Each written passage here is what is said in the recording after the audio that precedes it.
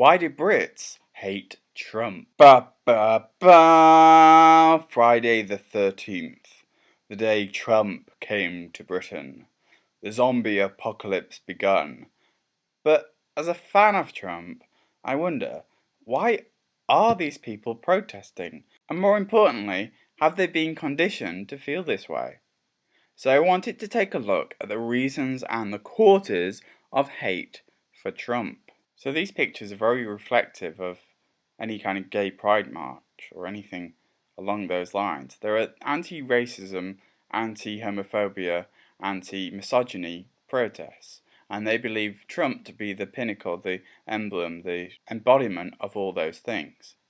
Why? Because they're mainly on the left. They believe his immigration policies, his policies on Syria, his involvement with Russia, or lack of involvement with Russia, whichever your side of the spectrum you believe, and his whole personality is something to be ridiculed and mocked, and not something to be welcomed into the country of Britain, which is a welcoming, opening, liberal country. But here's the biggest problem with the left nowadays, is that they believe that anything that disagrees with their opinion is racist, is hateful, and that democracy should always reflect that which agrees with their opinion while maintaining democracy itself. But for democracy to be truly democratic, they don't realise that it has to include a range of opinions other than their own.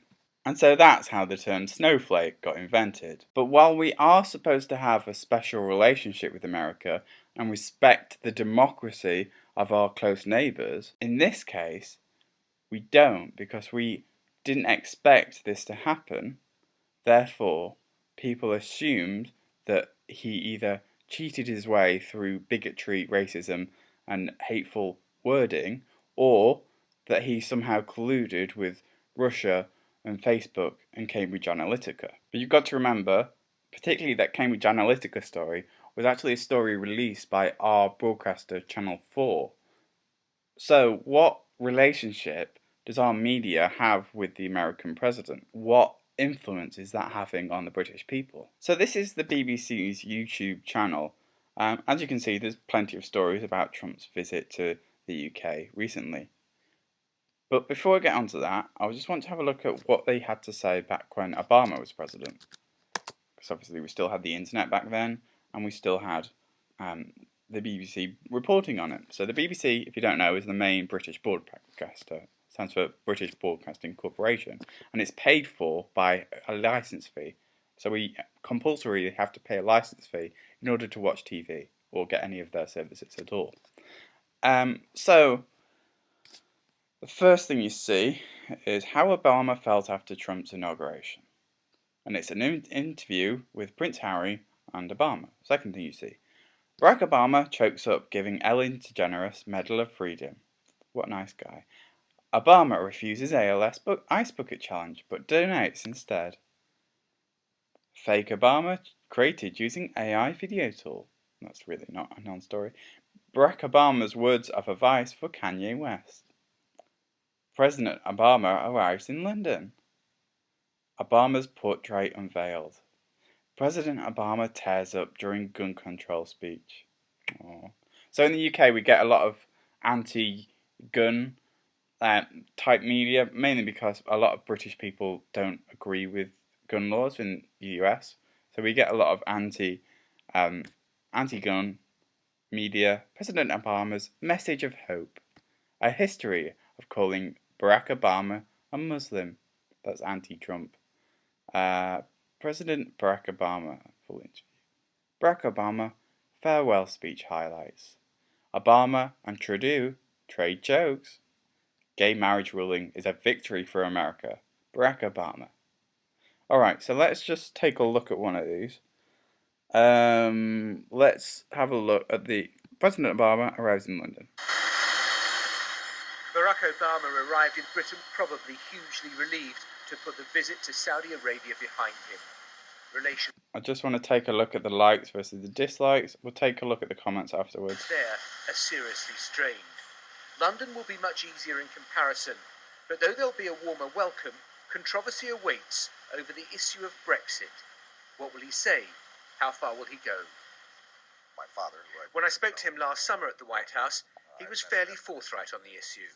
Having the United Kingdom in the European Union gives us much greater confidence about the strength of the transatlantic union, and is...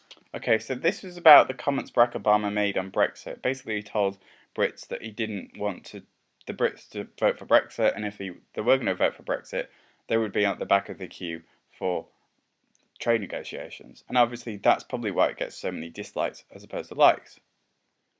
And the first comment is, well, if the US wants Britain to remain in the EU to help influence it, then they missed the memo. The UK has little to no influence in the EU, and that is the issue. So basically, people are angry with Obama because he's trying to influence a global populist policy on this. Fair enough. But why was there no protests on that?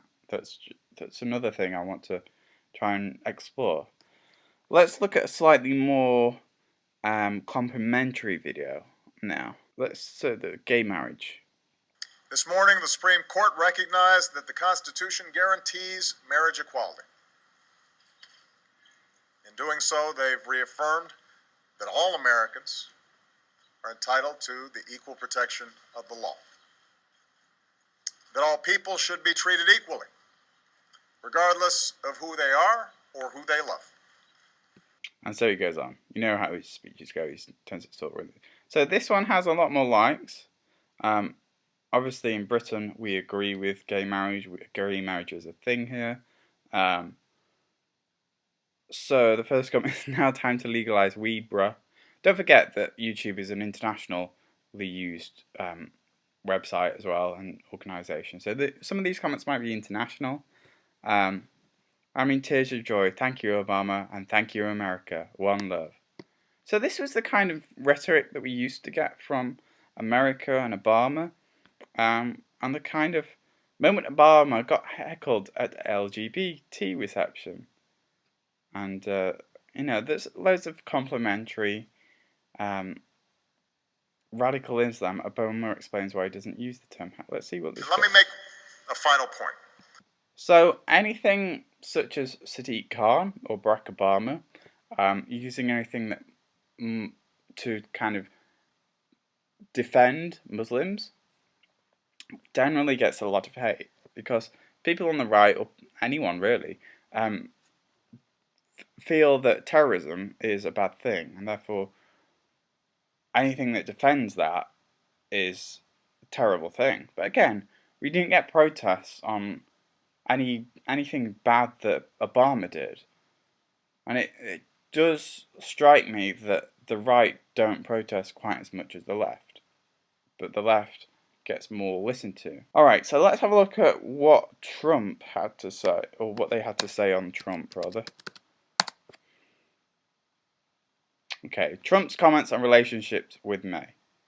Press conference. Trump in UK. Trump, Brexit plan will probably kill US trade. Trump comments the last thing Theresa May needed. Aerial view of anti-Trump protests. President Trump, I didn't criticize the Prime Minister. Trump in the UK, Trump blimp is up and away. Do Trump and May hold hands every time? What Trump could learn from the Queen? President Trump arrive at Windsor. Liam Fox, Trump protesters an embarrassment to themselves. So a lot of these titles seem hateful to me. They seem a lot more negative. The nice guy image isn't there for him. He's portrayed as somebody who stirs hate and causes hate. Let's go on this. I'll show you. This guy is really hated in the UK. He's the mayor of London. He's the guy that allowed the big balloon, the big blimp, in part of the protest. And you can see that it has a lot of dislikes in comparison to its likes. Again, if I go onto a Trump speech, you can see those dislikes probably from the left. And unfortunately, there was a story. But here's the thing. On the internet, the right seems more prevalent than the left. I'm just trying to wonder why, if the right is more prevalent. Let's see what these. You see, these 1.4 dislikes are actually from the right. 2,000 likes obviously are from the left. Let's see what people say. So all these people had a day off work then. BBC, you're fooling no one. If anything, you're waking more people up. When the BBC only have 2.7 million subs, I'll have more than that in 3 years guaranteed. BBC selective reporting is a disgrace. So a lot of people in the UK feel that the BBC is corrupt, and because it's paid for by a licence fee, and therefore they feel that anything that which they report is made to present an agenda, and that agenda tends to be more liberal than right wing. But I would say that people who don't support, for example, Brexit, felt that Nigel Farage and people who support Brexit might get too much airtime. But when it comes to presenting anti-liberal views, I think the general consensus is that the BBC is more liberal than anti-liberal. So I just wanted to highlight this broadcast that Channel 4 did with former Trump advisor Sebastian Gorka. As you know, Channel 4 is the company that unveiled the whole Cambridge Analytica scandal. They tend to be very liberal, probably one of the more liberal television broadcasters. I'd say if the BBC and Channel 4 are more liberal, ITV might be a little bit more right-wing because they have the Trump supporter Piers Morgan presenting one of their flagship shows, which is Good Morning Britain. But on the other side, ITV don't allow any comments on their YouTube videos because they don't like any right-wing trolls. But nevertheless, this video highlights. I thought that Gorka came across well, but we'll watch the part of the interview and then we'll have a look at the comments afterwards. There are only two candidates in that election. Listen, the indictment states that members of the Russian intelligence services spied. So, newsflash, there's gambling going on in this casino, and I'm shocked. If you think this is new, then you haven't opened a history book. The Russians have been doing this since about 1918. And does that not worry you? Does it not alarm you as an American citizen that Russian agents are hacking into an American election trying to influence the world's greatest democracy? They are the most... Look, Kim Philby, Anthony Burgess, McLean were at the highest level of British government working directly for the Kremlin. So if you think that you're going to get on a high horse and talk about how damaging it is to the US, you should look in the mirror first. It's what the Russians do. It's just their mode of behavior. And the fact that they're being indicted is wonderful news. But they're Russian nationals in Russia, so nothing's going to become of it. So if that is what Russians do and have always done, are you confident that President Trump, when he meets President Putin in Helsinki on Monday, will not be taken for a ride?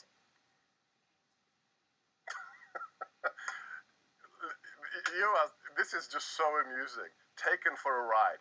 The man who had never held public office before, ever, not at the state level, not at the county level, destroyed a woman in a political campaign who was feted by the left-wing media. The New York Times said she has a 92% chance of victory. That man's going to be played. A man who is a billionaire New York real estate magnate in the hardest market in the world. That guy's going to be played. Not on your Nelly, my friend. You may think this is funny, but, when you talk to East... So if you don't know, they're basically talking about the fact that Russia had supposedly had hacked Hillary's emails before the Trump, as part of the election campaign, and therefore that might have had an influence on the election. But this guy is basically saying that, hey, Trump didn't do that.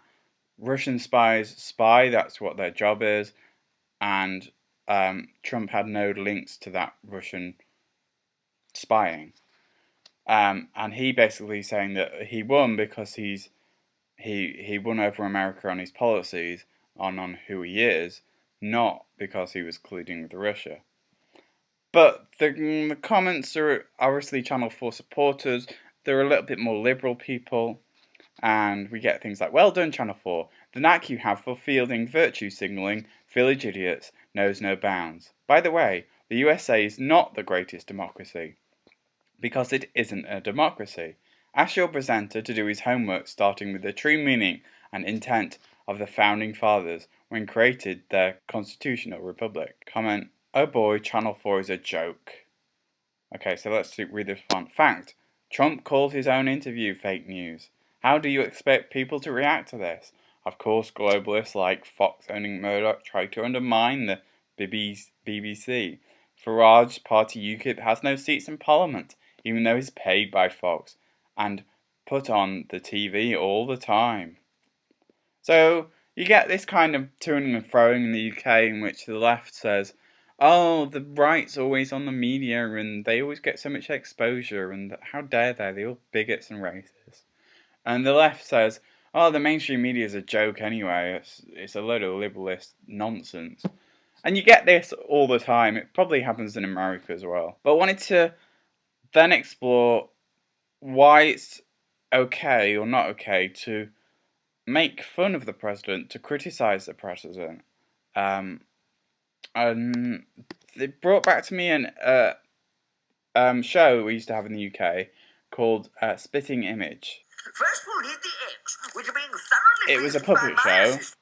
that used to make fun of the establishment, most notably Margaret Thatcher, but they also did the Queen and various other political and high-class figures.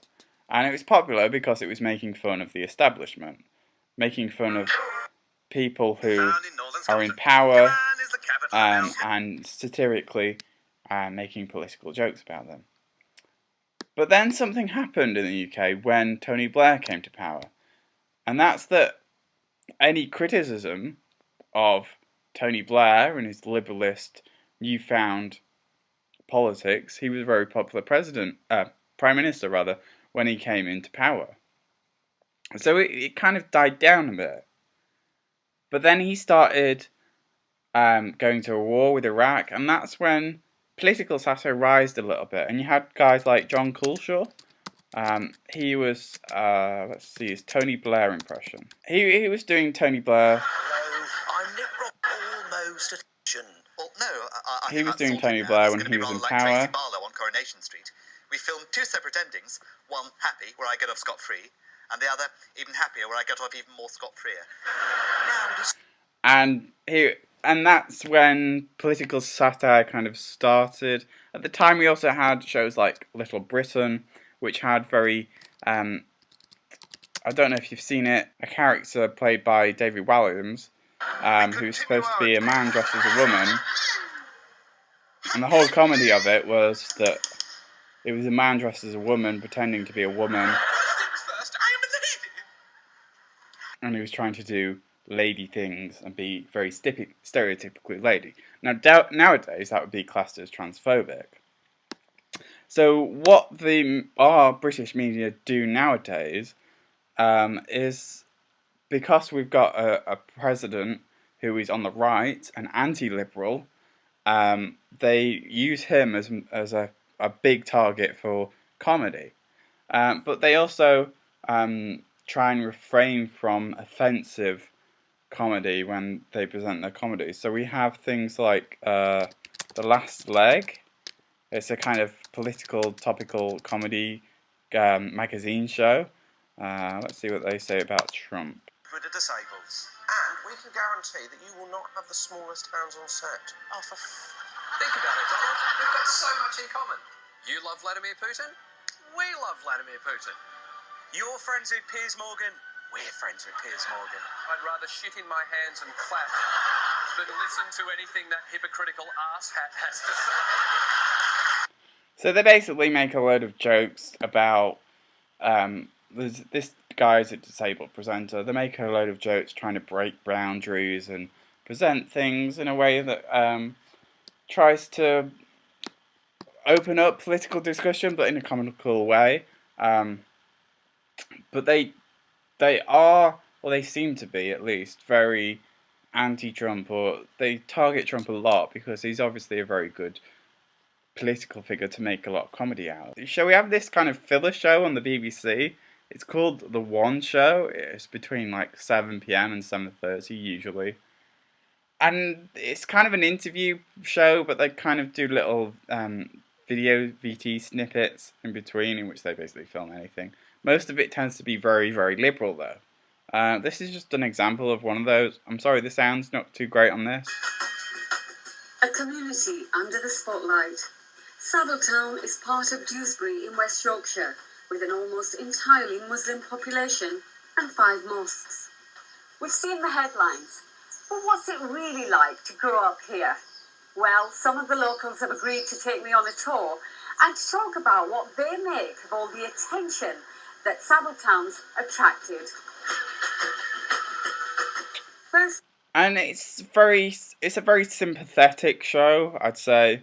It tries to present a lot of opinions about minority communities and minorities in general, but also just tries to be as interesting and as it, well, it's not very interesting at all.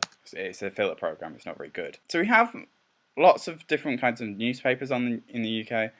Most of them are on the right. You may remember The Sun was the interview that Donald Trump did with. They're on the right. The Daily Mail, they're on the right. The Independent, I think, is in the centre. It's only really The Guardian that's on the left. The one that only really allows comments is the Daily Mail, and that's why I probably go on it more than I should. The Guardian does, and the BBC website do, but only on selected articles. Whereas the Mail allows comments on every article, but it tends to be, well, a bit of a right wing. What are the royals up to? What's this female celebrity nobody cares about up to? And it tends to just present articles like that. And you'll find that most of the comments on this website have a lot of likes in anything that's supportive of Trump and Brexit, and a lot of dislikes in anything that's against it. So let's read this article Piers Morgan did with Donald Trump. Obviously, in the UK, we care more about how America affects us than Americans probably care about how anything goes on here. I feel I talked to an American lady once, and she told me that American news is very focused on your local area and America, whereas BBC News is focused on kind of the wider world, and, well, any media in the UK is focused on the world in general. Let's just see what he has to say on Brexit. This is probably the most complimentary article you're going to get in the UK with regards to Trump. Because it's on one of the right-wing website, you would never get anything like this on the BBC or Guardian, or at least it'd be very rare. The BBC would have to do a critical bit at the end in order to be seen as impartial. So this is what Trump had to say on Brexit. She said, and she's right, it's a very complex problem. I think nobody had any idea how complex that was going to be. This is a man that doesn't mind stepping into our politics. Now, that angers a lot of people here in the UK, but for a lot of others, it makes them feel empowered because he's supporting their side of the argument. Everyone thought it was going to be, oh, it's simple, we join or don't join, or let's see what happens. Did she give us a clue as to which way she thinks about it? Trump suddenly clammed up. Well, I can't talk. You know, I've heard very strongly from a lot of people. You just don't talk about the conversation with the Queen, right? You don't want to do that. Let me tell you what I can talk about. She is an incredible woman. She is so sharp. She is so beautiful. When I say beautiful, inside and out. That is a beautiful woman. Okay, so, yeah, again, a lot of the left would say, ooh, creepy. But a lot of the right would be like, oh, well, it's just Trump. So if you're watching this and you're from America, don't feel like these protests represent the entire UK, because they don't. It's only part of the UK, and it's only generally the left that disagrees with Trump. Why do they disagree? Because they feel like the bigot, the racist, the hateful the homophobic, the misogynistic person that he is portrayed as in the media, in comedy, in the news, is real, is something to be believed, is something to be trusted, and he is not something that fits with what we conventionally associate with being in the establishment here in the UK. But there are people who say, no, hang on a minute. He's the president of the US. We have a special relationship with the US, and he's therefore should be allowed into the UK and should be respected because his opinion is his own and is agreed by a majority of people in the US. Therefore, it's legitimate, it's democratic, it's perfectly fine for him to have his own opinions. We've let in far worse people in, such as the president of Saudi Arabia or whatever. Therefore, he's not that bad. I think at the end of the day, even if this guy has a lot of influence over the UK, he's the president of a country that we're not part of. Therefore, even if you don't like him, to me it doesn't really matter because he's not part of a country that you're part of. You can only paint the walls of the house your own, so it's pointless and it's stupid. But what do you think? Let me know in the comments below, and I'd like to know your opinion. Join in the debate, and I'll see you next time.